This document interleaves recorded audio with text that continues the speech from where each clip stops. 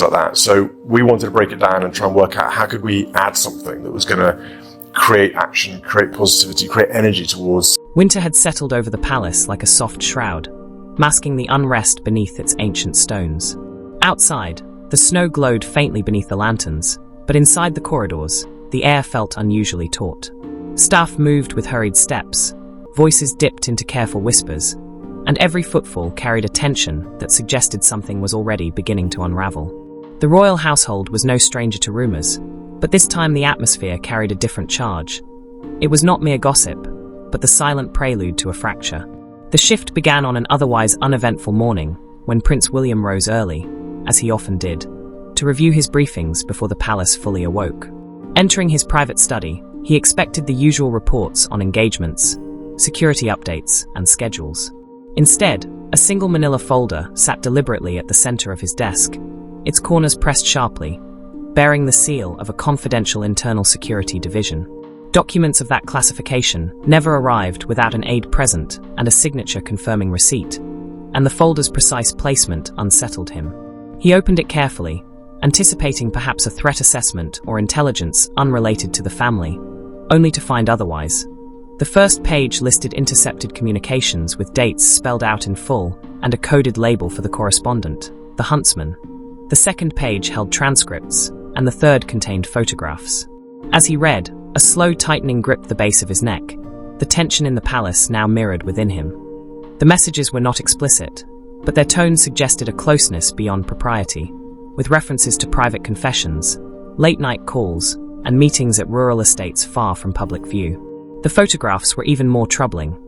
They depicted Queen Camilla speaking with a man whose face was blurred, yet their body language conveyed an intimacy too warm for mere acquaintance. They leaned close, smiling in an unguarded way, and though no gestures were overtly incriminating, the implication lingered like a shadow. William closed the folder and pressed his palms to his eyes. His thoughts raced, but anger was not his strongest reaction. It was dread. The monarchy had weathered centuries of upheaval, yet in the modern world it rested on fragile foundations. Public trust, already strained by global skepticism, could crumble under a single scandal. Before him lay a secret potent enough to destabilize not just a marriage, but the entire institution. He forced himself to remain still. Action driven by emotion could spell disaster. Seeking clarity and proof, he discreetly contacted a trusted intelligence officer who had assisted him before and understood the gravity of palace matters, requesting authentication of the documents and utmost discretion. Within 2 days, the confirmation arrived. The materials were genuine. The communications had been intercepted from a device linked to someone in Camilla's inner circle, and the photographs had originated from a third party within the same network. There was no evidence of fabrication. The revelation struck William like a cold wind. The folder had not appeared by accident. Someone had intended for him to see it, believing he alone would act responsibly. But who would risk exposing such sensitive intelligence to a future king? And why? To reveal wrongdoing, manipulate succession, or protect the monarchy before the truth emerged uncontrollably. Hours passed as he traced possible motives, none reassuring. The danger was clear. If the information circulated privately, it would inevitably reach the wrong hands. A single whisper to the press could ignite a scandal beyond containment. Millions watched the royal family with unforgiving scrutiny, and an alleged affair within the palace would be catastrophic. William stared at the ceiling, pale winter light illuminating his study, thinking of his father, the years Charles had endured to finally marry Camilla, the relentless public backlash, the struggle for acceptance, and the king's lingering illness-fragile health, and reign alike resting precariously on the edge of exposure. William had never seen his father more vulnerable. Bringing this news now felt like placing a weight upon a man already burdened by time and responsibility. For 2 days, he carried the secret alone, speaking little and sleeping even less, the burden gnawing at his conscience. He could not hide the truth forever, yet he could not reveal it without careful preparation. The monarchy had weathered emotional storms before, but each one left scars, and another public rupture could prove fatal. Eventually, he confided in Catherine, who listened without shock, her expression measured and her empathy immediate. Having spent years within the palace, she understood the complexity of royal bonds and reminded him that leadership sometimes required exposing wounds to heal them. She urged him to let duty to truth outweigh fear of consequence, and her quiet strength steadied him. Resolute, William decided he would speak to his father privately, with no written record, no intermediaries, and no risk of misinterpretation. The conversation had to be face-to-face. The following morning, he requested an audience with the king. The corridors seemed colder than usual. Even the portraits felt watchful. William walked through the private wing with determined steps, heart steady but heavy, and paused at the door to his father's room, listening to the faint rustle of pages. He knocked gently, and when he entered, King Charles looked up with the familiar warmth of a father, unaware of the storm that awaited him. William carried the folder in his hand, and though the palace remained quiet, it seemed to exhale in anticipation of the truth about to be spoken. The king, who preferred not to confront harsh truths, had always considered this private sitting room a sanctuary, chosen for its view of the gardens and the stillness its high ceilings held. The calm reminded him of childhood winters at Sandringham, when duty rested lightly and the world felt manageable. But that morning, the quiet was fragile. Charles, wrapped in a deep burgundy robe, sipped tea and reviewed notes on upcoming engagements, uneasy after having cancelled several commitments due to his health. He disliked appearing weakened, especially before family, and the toll of illness made every decision heavier. When William appeared at the doorway without an aide, the king straightened slightly, expecting perhaps an urgent update. What he did not expect was the expression on his son's face, composed, yet shadowed by a pain unrelated to state matters. William bowed respectfully before approaching, and for a moment Charles wondered if the stress of succession had unsettled him. Then he saw the folder. Gesturing for his son to sit, the king's voice carried a quiet undertone of concern as he asked gently what had brought him there. William did not answer immediately. Instead, he placed the folder on the low table between them, a gesture both deliberate and hesitant, as if setting down an object he feared might break before it was touched. Charles regarded it with a questioning frown. Confidential folders were familiar, but the way William avoided meeting his eyes sent a chill through him. Slowly, he opened the file. The sound of paper sliding against paper seemed amplified in the quiet room. A whisper turned sharp. He read the first page in complete stillness, his expression unreadable, though he blinked with unusual heaviness. Leaning closer to examine the second page, he adjusted his glasses, the carefully worded transcripts hinting at an emotional intimacy that unsettled him. When he reached the photographs, he froze, holding his breath for several long seconds, eyes fixed as if willing the images to transform into something innocuous. William watched silently, hands folded, ready to support his father if the shock became overwhelming. Charles closed the folder on his lap, jaw tightening, face otherwise unreadable. He asked where the documents had come from, and William explained they had been delivered anonymously to his office with no message, and had been authenticated through a trusted contact. Charles listened without interruption, every word seeming to press upon him. When William confirmed the materials were genuine, the king exhaled shakily, as if the air inside him had collapsed. Rising slowly, he steadied himself at the window, staring at the winter garden without truly seeing it. William approached cautiously, but the king held up a hand, requesting a moment. William stepped back, recognizing the heartbreak in a man who had long fought for love, only to face the possibility that the ground beneath him had shifted again. "How long have you known?" Charles asked, his voice strained. "A few days," William replied. "Does anyone else know Catherine?" "Only her," William confirmed. The king nodded, grateful for discretion, but wounded by its necessity. He ran a hand through his hair, weary with tension, and asked whether the communications could be innocent. William acknowledged that some might be, but many lines were unmistakably personal. Charles winced as each word pressed deeper, then returned to his seat, holding the folder almost fearfully. He spoke slowly, reflecting that betrayal in marriage can take many forms. He acknowledged the immense pressures of public life on Camilla, pressures he had long tried to shield her from, and wondered aloud whether her loneliness, his illness, or the burdens of queenship had created cracks he had not noticed. William listened without judgment, understanding his father's devotion to Camilla a long, tragic, and complicated history of forbidden affection and eventual reconciliation. To question that bond now felt almost sacrilegious, yet the evidence before them demanded acknowledgement. The situation felt cruel. The king closed his eyes, recalling the scandals of his youth.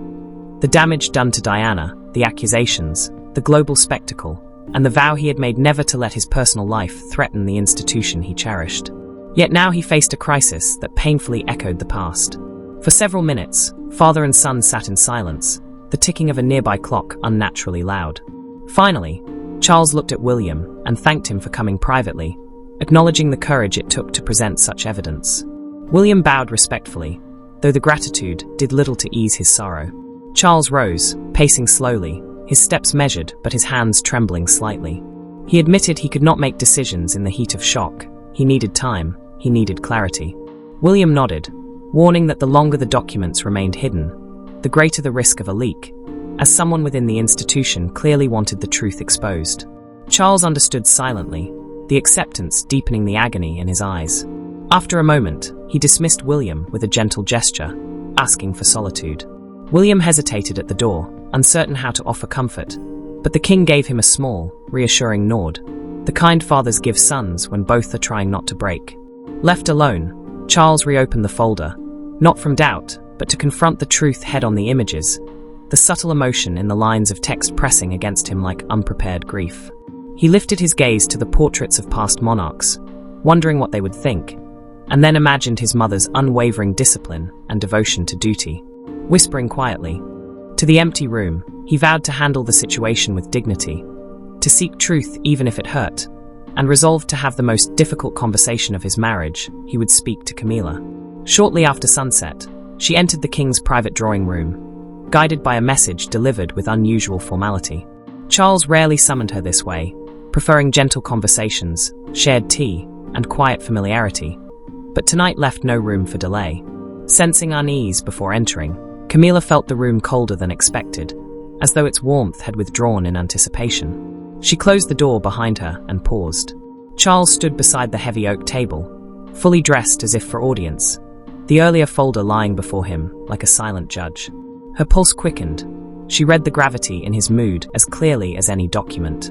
Charles motioned for her to sit, which she did slowly, choosing the chair opposite him. The lamps cast soft shadows, lending the moment a faint theatrical glow. Standing with one hand gripping his chair, Charles finally spoke not with anger, but with a sadness she had not heard in years, and began to tell her that sensitive documents had surfaced. Charles did not yet reveal William's involvement. He calmly described intercepted messages and private exchanges between Camilla and a man referred to as the huntsman, each word carefully measured as though speaking too quickly might fracture his composure. Camilla stiffened, her eyes drifting first to the folder and then back to him, and quietly asked to see the documents. Charles hesitated before opening the file and sliding it toward her. With trembling fingers, she lifted the pages. As she read, color drained from her face. She recognized the phrasing, the moments, the emotions she had long tried to bury beneath duty. When she finally set the papers down, she remained silent for several heavy seconds, the stillness pressing on her shoulders. Looking up, she found her husband watching her with an expression she could scarcely bear, the look of a man who feared the truth, yet needed it more than comfort. In a low, unsteady voice, she admitted she knew the man, that they had shared long conversations over the years, particularly during stressful periods, but insisted nothing physical had ever transpired. The king listened intently, his face revealing nothing.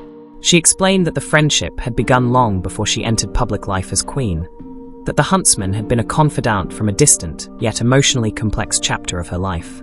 When Charles asked whether she had concealed the friendship deliberately, she nodded slowly, confessing she had feared the public would twist the relationship into scandal. She acknowledged feeling isolated at times, especially during the early months of his illness, and that she had turned to someone familiar for safety, not out of a desire to betray. The king absorbed every word, then asked whether the exchanges in the messages were, in her view, appropriate for a queen. Camilla lowered her gaze, admitting that some messages carried emotional intimacy she regretted, and that she had been careless with her words not from desire, but from weakness during a difficult period. Camilla apologized with sincerity, tears forming but not yet falling. Charles's expression softened only slightly. At last, he sat, the chair creaking beneath him, and spoke of betrayal in its many forms, reminding her that emotional closeness could be as damaging as a physical affair. He emphasized that trust was the foundation of their marriage, and by extension, the monarchy itself. His voice broke slightly, revealing the pain he had tried to contain. Camilla reached for his hand, but he did not take it, the distance between them deepening.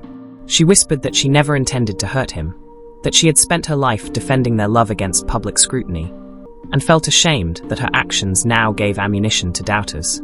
Charles looked away toward the dark gardens, recalling the years he had waited to marry her, the storms they had endured, and the sacrifices made by both. He wondered how trust had fractured so quietly, unnoticed until now. Camilla sat back, hands clasped tightly, and asked whether the matter would become public. Charles answered honestly. The risk of exposure was real, and steps were already underway to prevent leaks. She closed her eyes briefly, absorbing the magnitude of what her actions had jeopardized. Silence stretched long and heavy between them, not filled with anger, but heartbreak. Two people bound by decades of history, confronting a fracture neither had imagined. Finally, Charles spoke, saying he needed time to reflect on what this meant for them and the monarchy. His tone was firm, but not cruel. Camilla nodded, struck by the words as if parting, and rose slowly, giving him one last remorseful look. He did not rise with her. She walked from the room as though through water, unsteady and shallow-breathed, crying only after the door closed. Alone, Charles stood in the vast quiet, the folder still on the table, its contents unchanged, its presence devastating. He stared at it, feeling the sting of betrayal, the ache of bruised love, and the weight of leadership pressing on him, whispering to the empty room that once uncovered, the truth could not be hidden again. Little did he know, his verdict would reshape the palace forever. Later that evening, in the strategy room at Balmoral, built for moments of national significance, rather than intimate family turmoil, the king summoned his most trusted advisors, the Lord Chamberlain and Prince William, for a confidential meeting that felt more like a reckoning than a briefing. Charles entered last, his step steady though. Fatigue lingered behind his composed expression, the very folder under his arm that had altered everything. The folder that had already torn open a piece of his household now lay at the center of the table as Charles lowered himself into his chair, his gravity commanding the attention of everyone present. The Lord Chamberlain, a long-trusted advisor whose loyalty had been tested through countless royal crises, looked uneasy, sensing this meeting would not be routine. Across from him, William sat rigid, hands clasped, prepared to defend his actions, yet dreading the reopening of old wounds. The king began with measured clarity, recounting the intercepted communications, the emotional tone of the messages, secret meetings, and the undeniable implications of impropriety involving the Queen. His voice remained steady, but the strain around his eyes betrayed private torment. The advisors exchanged cautious glances, the air taut with unspoken tension. A senior advisor asked whether the Queen had denied the allegations. Charles answered honestly. Camilla had acknowledged emotional closeness, but denied any physical betrayal. Thoughtful silence fell. Emotional betrayal was no small matter, particularly at such a delicate point in the monarchy's evolution. The Lord Chamberlain turned the pages with deliberate care, each photograph, transcript, and timestamp sharpening the reality before them. He sighed softly, offering no judgment, only the solemnity that accompanies truths too heavy for opinion. The advisors began discussing protocol. Should this scandal leak to the press, the monarchy could face a storm reminiscent of the darkest chapters of the late 20th century. Public trust, already fragile due to generational shifts and relentless media scrutiny, could fracture irreparably. When the conversation shifted toward containment, William spoke for the first time. Calm but authoritative, he reminded the council that the monarchy's strength derived not from secrecy, but from stability, that the crown must act swiftly and transparently within its own walls, even if the public never learned the full truth, and that ignoring the issue would be interpreted as weakness. His words cut through the tension like polished steel. Charles listened closely, appreciating his son's steadiness while feeling the sting of personal betrayal, a force that complicated every rational decision. His heart and duty were now intertwined in a burden heavier than ever before. As the discussion deepened, two opposing positions emerged. One camp argued that the Queen should be shielded, that any internal review would risk further leaks, seeing this as a private marital strain rather than an institutional crisis. The other insisted that the monarchy's integrity demanded action.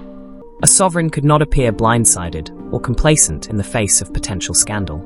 All eyes returned to the king, the room seeming to still itself, even the winter wind outside quieting as though awaiting his verdict. Charles spoke slowly, choosing each word with the care of a man building a bridge over fractured ground. He decreed that Camilla would remain queen, for he would not humiliate her publicly without undeniable proof of wrongdoing. Yet, given the severity of the emotional breach and the threat of leaks, she would step back from high-profile public duties, a period framed as reflection to allow both her and the monarchy space to recover and stabilize. He added that her communications and office would undergo a discreet review, not as punishment, but as necessary reassurance that no further vulnerabilities existed. The advisors nodded, some concealing discomfort. It was a measured verdict, neither harsh nor lenient, but one acknowledging the gravity of the situation. Lord Chamberlain agreed to implement the changes quietly, and William thanked the king for decisive action. The tension eased only slightly, for though the verdict was clear, its emotional cost reverberated through the household. Over the next 24 hours, whispers of the decision spread subtly among trusted staff. Long-serving courtiers moved through corridors with lowered eyes, sensing the internal equilibrium had been disturbed. A quiet sense of waiting settled over the palace like a held breath. Camilla received the verdict directly from the king, her reaction subdued yet devastating. She did not protest, accepting the consequences, retreating to her private rooms, solitude her only companion. A few loyal attendants remained nearby, aware of her fragile state. William left Balmoral that night, the drive back to London silent, passing lights streaking across the windows like faint memories. Catherine welcomed him without questions, simply holding him, understanding that the role of heir is often lonelier than the public imagines. In Balmoral, the king walked alone through a dimly lit hallway, portraits of long-gone monarchs gazing solemnly down. He reflected that the role he inherited demanded sacrifices no human heart could endure, and he knew the next step would be the hardest: speaking to the nation. The morning after his closed-door verdict brought an eerie stillness across the estate. The Scottish air was crisp and unusually quiet. Staff moved silently, every eye carrying an unspoken question. Inside his private study, Charles sat alone, early light casting long shadows across the room. On his desk lay a single sheet of parchment, a personal statement drafted in his own hand, meant for the nation later that day. He read it slowly, each word a negotiation between heart and duty. The palace could survive scandal, he knew, but could it survive silence? A quiet fracture within the family that might grow into something far more dangerous? A soft knock interrupted his thoughts. Prince William entered, rested but solemn, the gravity of the moment reflected in his eyes. The king motioned him closer. William sat, waiting. Charles informed him that he would address the nation that afternoon. William expected this, but not the king's next revelation. The broadcast would announce a transition, not an abdication, elevating William and Catherine into greater leadership roles. Daily oversight of the monarchy would shift to the Prince of Wales, and Camilla's public obligations would be significantly reduced. William sat in stunned silence, the weight of the announcement pressing into the quiet room. The tension between father and son felt fragile as the king continued, explaining that his decision was neither punishment nor exile, but a necessary rebalancing. The monarchy required unity and clarity, the public needed confidence, and he needed space to heal without jeopardizing the institution he had spent his life preparing to lead. William responded softly, affirming his support, though the tremor in his voice betrayed the emotional cost of the decision. Charles placed a hand on his son's arm, not as a ruler, but as a father, acknowledging a shared burden. After William left to prepare for the afternoon broadcast, the king summoned Camilla. She entered with quiet grace, eyes shadowed yet carrying dignity, having already accepted her partial withdrawal from public life, though she had not anticipated the restructuring of the monarchy itself. Charles explained gently that he did not doubt her devotion, valued her counsel and companionship, but the institution could not withstand lingering internal conflicts or speculation. Her temporary step back would become formal, decisive, and public. Tears gathered in her eyes, but she did not argue, only asking if he no longer wished her by his side.